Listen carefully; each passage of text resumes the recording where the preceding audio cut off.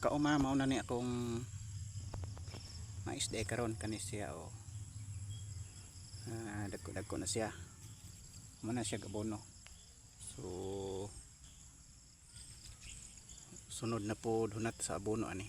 So before magakuan ko sa abono, ako sa ning isprehan kay medyo daghan na siya sagbot no. Sagbot niya. Ano siya akong isprehanan. Pero ang kining katunga niya, katunga po ni siya sa akong baol, mao ni siya ay sili. So dili po nako ni siya bombahan kay madaot ang sili. Kuara ni siyang sipsipan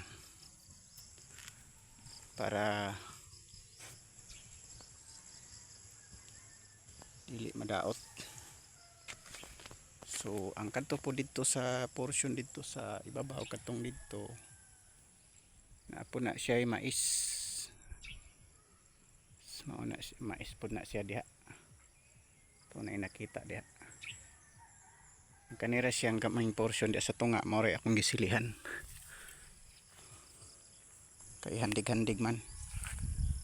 So mao ni akong update sa akong uma, mga kauma. So salamat kauma.